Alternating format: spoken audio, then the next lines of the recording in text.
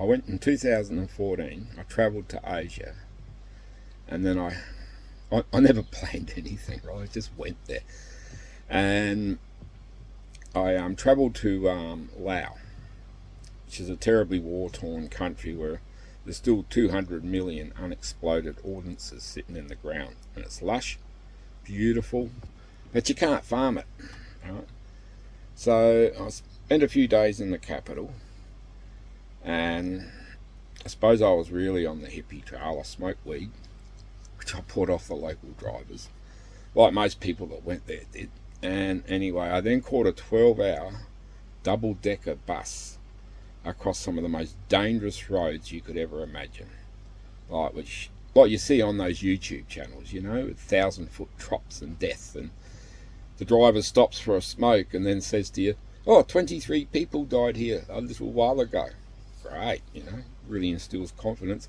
You go through the villages and you're missing the buildings, and the people are that poor. Everything's built out of corrugated iron on cliff sides. It's just crazy.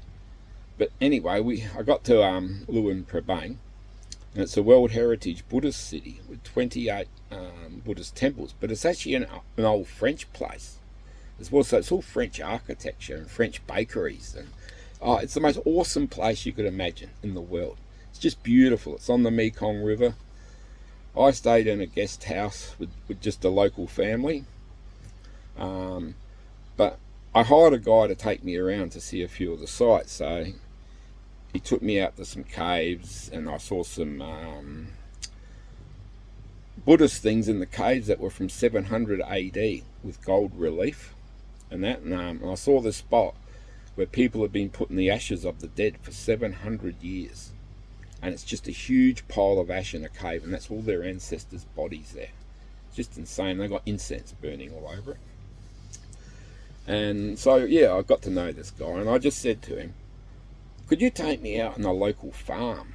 I'd like to meet some locals, you know, not in a touristy place." And he said, "I'll come tomorrow, free of charge. Come and take you. No charge, no charge."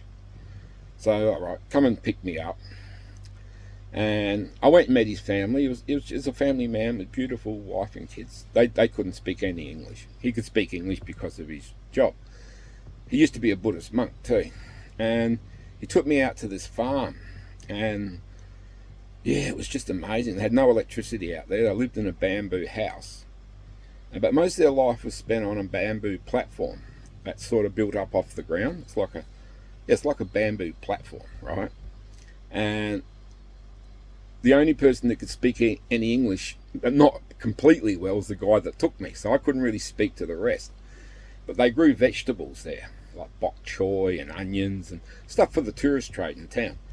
And beautiful organic farm. So anyway, the dad gets this fish, right? And he's got it roasting, and it's stuffed with rice and herbs. And I said, where you catch? You ask him, where do you catch? And the father took me over to this dirty pool of water. It looked like the most disgusting thing, and I thought, "Oh, what's this, your bathroom, your laundry, mate? Do you piddle in it, you know?" Anyway, I had to eat the fish. I had to be polite, you know, you couldn't be rude. The other thing we took there was watermelon, right? And I had to take beer as well. Now, the beer there is very strong, and it comes in these big bottles, and you get it 48 in this great big case. And then you go to the next place and you buy a big block of ice and you sit that on top of the beer. This is how they do it over there. Then we went up the road and there were watermelons there, and no joke, they were as big as a house, the pile. Fair dinkum. That's how big they were. So we bought some watermelons to take. So we get there and they cook this fish up, and I eat the fish with them. And I think, "Oh, thank goodness this is over and done with."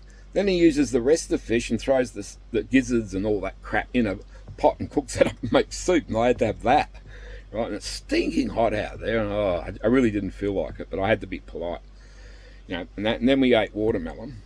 These four guys, or three guys and me. Now, I'm not a huge beer drinker like they are, and just over an hour they drank the whole lot. No joke, drank the whole lot, all gone. They were banging my glass saying, hurry up, and I would have passed out. So anyway, the father went off to the toilet and he come back. And I went up there and met him, and I give him some money, right? Because I thought maybe he could do something for the family. So I give him, actually it was a lot of money for over there. Now hold on, it was, forget now, but it was like $7, right? But it was a lot of money for a lot of people over there. It was a couple of days' work. And he loved me. He was so happy and everything like that. So he goes and gets this bottle, and he pours some green liquid into it. And anyway, I thought there must be something wrong because my driver said a prayer to it, and he tipped half it back, right? And I drank it, to be polite, and man, it just smashed me. I could not believe how much it smashed me, right? I fell in the creek, I fell over everything, right? I started feeling off, and the driver, we left in the end, and we went up to the son's house in the village. And like, they were extremely poor. The son, I think the son wanted to get some money as well. That was the original idea, right? And so we went up there, and anyway, they all they owned, didn't own beds. They slept on a floor with kids, and they had a table and chairs, and they cooked outside on charcoal, right? So it was like a mud brick type house, actually. But the kids were dressed well and went to school because the French actually paid for all that. And I didn't know what the protocol was, but I went up and met the kids and playing with them, and the mother was there, and I went to hand the mother some money, and which is a no-no, because if the other mothers see it, she'll lose face. You know what I mean? She'll look like she's a beggar.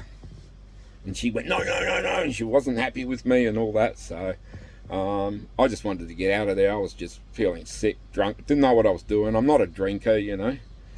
And I remember he took me to this place and bought me this big bowl of chicken soup and rice. Now, normally it would have been nice. I ate it, and I remember I was throwing up off this railing about 20 foot down this mountainside, because everything's built in mountainsides.